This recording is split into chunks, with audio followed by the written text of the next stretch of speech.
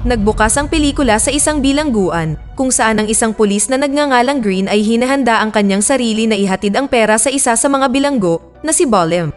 Si Bolem ay isang high-profile na bilanggo na nakakulong sa isang hiwalay na selda. Nagagawa ni Bolem na patakbuhin ang kanyang negosyong pagbebenta ng droga kasama ng kanyang human trafficking at transportasyon ng armas. Si Bolem ay nagtatago sa bilangguan dahil pakiramdam niya ito ang pinakaligtas na lugar kung saan hindi siya maaaring salakayin ng kanyang mga kaaway. Sa sumunod na eksena, ang mga bagong bilanggo ay dinala sa bilangguan at inihayag na sila ay dadalhin sa parehong bilangguan kung nasaan si Bolem. Sa mga bilanggo, narito ang isang dating opisyal na si Jack na inakusahan ng pagpatay sa kapwa opisyal na naka-duty at pagnanakaw sa isang bangko. Pinigilan ni Officer Green si Jack bago siya makapasok sa kanyang nakatalagang selda ng bilangguan at binigyan siya ng ilang suntok.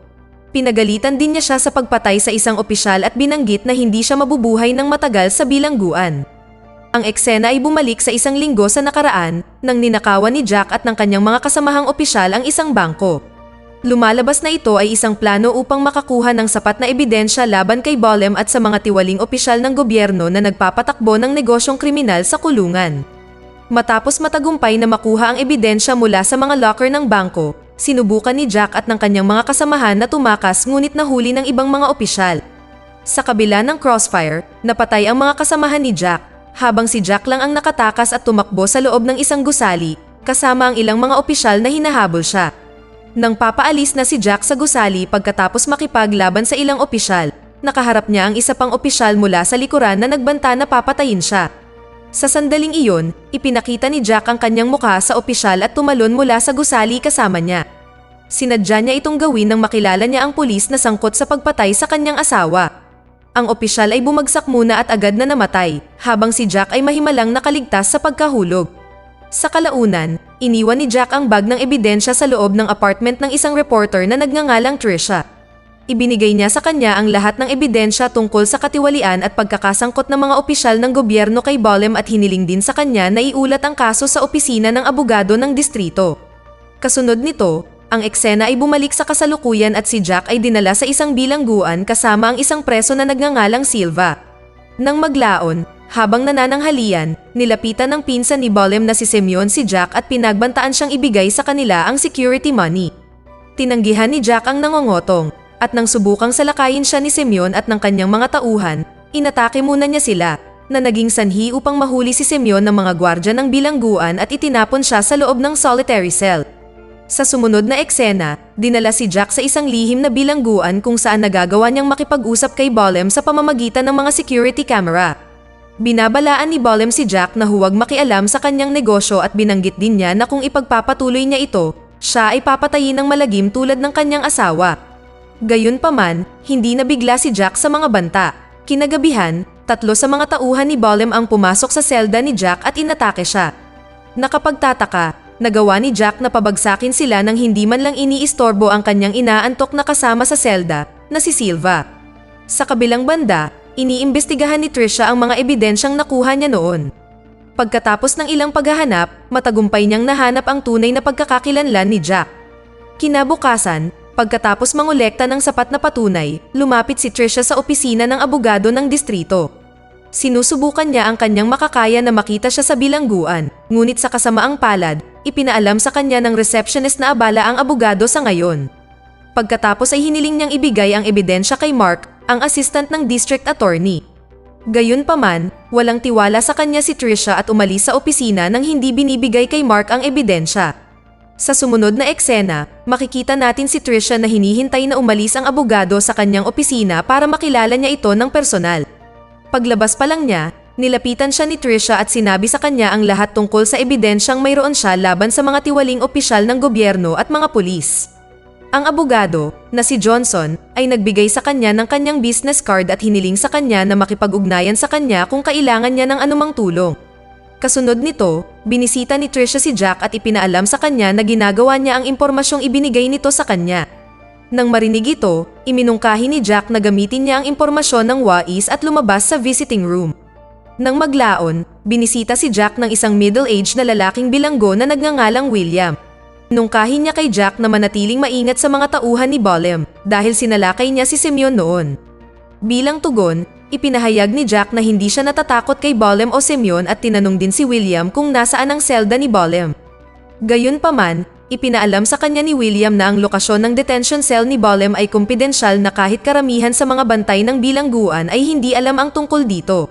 Sa sumunod na eksena, ipinakita sa atin ang ilang eksena sa isang female cell kung saan dalawang babaeng bilanggo ang naglalaban sa isa't isa. Habang nag-aaway sila, dumating roon ang mga gwardya ng bilangguan at pinaghiwalay sila. Pagkatapos nito, ang isa sa mga babae, na si Elena, ay dinala kay Bolem na may takip ang ulo. Hindi nagtagal ay dinala siya sa harap ni Bolem, kung saan naroroon din si Semyon at iba pang mga bilanggo. Si Semyon at ang kanyang mga tauhan ay naroon dahil sa pangungulekta ng pera sa seguridad ng hindi nalalaman ni Bolem, at si Elena ay dinala doon upang talunin ang isa sa mga paboritong babaeng bilanggo ni Bolem. Pagkaraan ng ilang sandali, inanunsyo ni Bolem na ibibigay niya ang premyong $100,000 sa makakapagligpit kay Jack. Kaagad pagkatapos ng alok ni Bolem, ang mga bilanggo ay nagtulungan at inatake si Jack habang siya ay nasa labas na nakikipag-usap kay William. Gayunpaman, ginamit ng duo ang kanilang superior na kakayahan at tinalo ang lahat ng mga bilanggo. Sa kabilang banda, si Bolem ay nakatanggap ng tawag mula kay Attorney Johnson na nagpaalam sa kanya tungkol kay Trisha na may ebidensya laban sa kanya. Nang marinig ito, hinimok ni Bolem si Johnson na tapusin si Trisha habang inaalis niya si Jack sa pagtatapos ng araw. Nang maglaon, habang naglalabas si Jack, dumating ang isang grupo ng mga gwardya ng bilangguan at inatake siya upang kunin ang gantimpala na iminungkahi ni Bolem. Sa una, si Jack ay binugbog ng mga bato ng mga gwardya, ngunit nang maglaon ay nagawa niyang lumaban at talunin sila. Pagkatapos nito, lumabas si Jack sa sala ngunit muli siyang hinarap ng isa pang grupo ng mga bilanggo na handang salakayin siya. Bago sila labanan, sinubukan ni Jack na ipaunawa sa kanila na ang premyo ay hindi katumbas ng panganib na kanilang tinatanggap. Ipinaliwanag din niya na ang perang inaalok ni Bolem ay magiging mas mababa kung hahatiin nila ito sa kanilang mga sarili. Napagtanto na ang prize pool ay hindi katumbas ng panganib, ang mga bilanggo ay umatras at lumayo. Samantala, binisita ni Trisha ang kanyang kaibigan na si Allison at sinabi sa kanya ang lahat tungkol kay Bolem at ang ebidensyang mayroon siya laban sa kanya at sa mga opisyal na nagtatrabaho sa kanya. Sa sumunod na eksena, nilapitan ni Elena ang paboritong babaeng bilanggo ni Bolem, na si Kat, at humingi ng paumanhin para sa kanyang naunang pag-uugali. Sa halip na tanggapin ang kanyang paghingi ng tawad, si Kat ay nagudyok ng isa pang labanan at sinuntok si Elena sa mukha. Matapos magpanggap na nawalan ng malay si Elena, dinala siya sa mga doktor ng bilangguan para sa karagdagang gamutan. Sinuri ng doktor si Elena at iniwan siya upang magpahinga. Pagkalabas ng doktor sa silid, binuksan ni Elena ang kanyang mga posas sa tulong ng isang paperclip at nagnakaw ng ilang alak at iba pang mga gamot upang itago ang mga ito sa panlinis na balde ni William. Pagkatapos ay kumuha siya ng air vent opener at pumasok sa isang air vent para hanapin ang CCTV room. Gumapang sa air vent, gumuhit siya ng mapa at sa huli ay nahanap niya ang lokasyon ng CCTV room. Kasunod nito, bumalik si Elena sa medical room sa oras sa tulong ni William. Kasabay nito, binisita ni Trisha si Jack at ipinaalam sa kanya na nakuha niya ang lahat ng impormasyon tungkol sa kanya. Pagkatapos ay tinanong niya siya kung bakit niya pinatay ang isang kapwa-opisyal. Bilang tugon, ipinahayag sa kanya ni Jack na ang kanyang asawa ay pinatay ng mga tauhan ni Bolem, nakasama rin ang opisyal ng pulisya. Sa sumunod na eksena, nalaman ni Jack na si William ay hindi isang tunay na bilanggo, ngunit isang undercover na opisyal. Nalilito, nagtanong siya kay William kung gaano katagal siyang nagtatrabaho ng palihim, at sumagot ang huli na 6 na buwan na ang nakalipas. Inihayag din ni William na ang kanyang pangunahing layunin ay ilantad ang mga tiwaling bilanggo at opisyal ng gobyerno na nagtatrabaho para kay Bolem. Pagkatapos ay binanggit niya na si Elena ay nakikipagtulungan din sa kanya upang maghanap ng iba't ibang ebidensya na nakatago sa loob ng bilangguan. Habang ipinapaliwanag ni William ang lahat ng ito kay Jack, ang dalawa ay biglang inatake ng iba pang mga bilanggo at isang away ang naganap sa pagitan nila. Nang maglaon, si Jack ay itinapon sa isang nag-iisang bilangguan na may akusasyon ng pag-uudyok ng gulo, habang si William ay dinala upang harapin ang warden ng bilangguan, na si Blaine. Bagamat nagtutulungan sina William at Blaine laban sa mga tauhan ni Bolem noon, pinagbantaan ni Blaine si William na kailangan niyang bigyan siya ng karagdagang pera kung nais niyang manatili sa kulungan bilang undercover. Sa kabilang banda, muling sinubukang makipagkita ni Trisha sa district attorney, ngunit ipinaalam sa kanya ng receptionist na abala si Johnson sa pagdalo sa ilang mga pulong. Nakakagulat, lumapit si Mark kay Trisha at muling iminungkahi na ibigay niya sa kanya ang ebidensya. Sa sumunod na eksena, binisita siya ng anak na babae ni Bolem, at sa kadahilanang ito, pinalaya si Bolem mula sa kanyang kulungan at dinala sa visiting room. Sa paglabas ni Bolem sa kanyang selda, napansin siya ni William at inutusan si Alena na simulan ang kanyang mga aksyon. Kasunod ng utos ni William, si Alena ay nagkunwaring nawala ng malay at dinala ng isang gwardya ng bilangguan. Maya-maya, nang siya ay kinakaladkad sa medical room, ang mga gwardya ay inatake ni na Alena at William. Pagkatapos ay lumabas si Alena sa loob ng CCTV room habang si William, na nakabalat kayo bilang isang prison guard, ay tumungo sa control room. Kasunod nito, tiningnan ni Alena ang mga CCTV camera at natuklasan na papaalis na si Bolem sa visiting room. Sa sandaling iyon, binuksan ni William ang solitary confinement cell ni Jack at pinalaya siya. Pagkalabas, inatake ni Jack ang isang bantay ng bilangguan at isinuot ang kanyang uniforme. Hindi nagtagal, ipinaalam ni William kay Jack na tutulungan siya ni Alena sa pagpunta sa pribadong selda ni Bolem. Pagkatapos ay sinunod ni Jack ang mga tagubilin ni na William at Alena na marating ang selda ni Bolem bago siya makabalik. Di nagtagal, natuklasan ni Blaine at ilang gwardya ng bilangguan na may pumasok sa CCTV room. Habang sinusubukan nilang buksan ang pinto, kahit papaano ay nakapasok si Alena sa ventilation duct upang tumakas mula roon.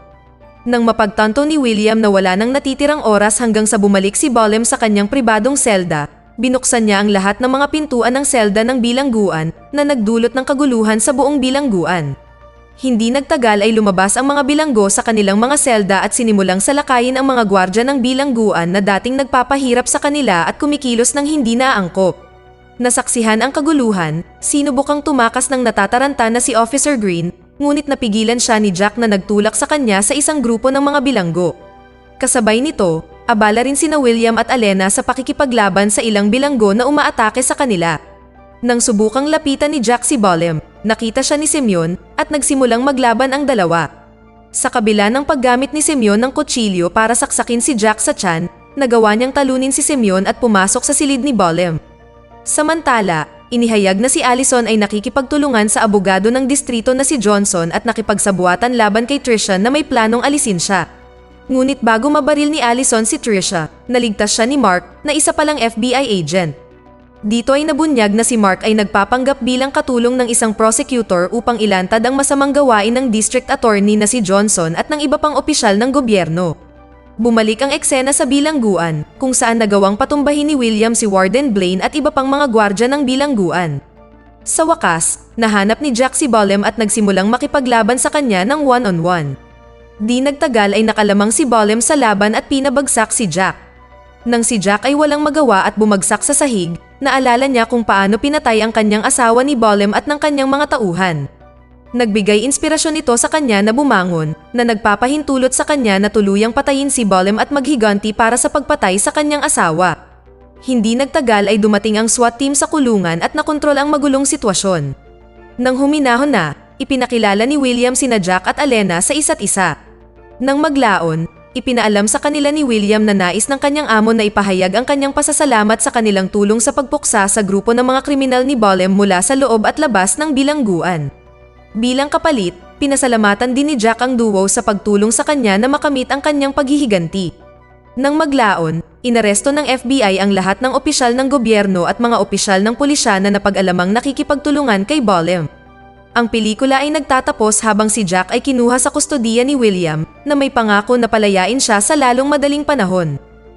Dito na nagtatapos ang kwento. Sana ay nagustuhan nyo. Mag-subscribe na kung hindi ka pa nakasubscribe. Pindutin na rin ang notification bell at like button upang matulungan ang channel, and leave a comment down below. And as always, thank you for watching.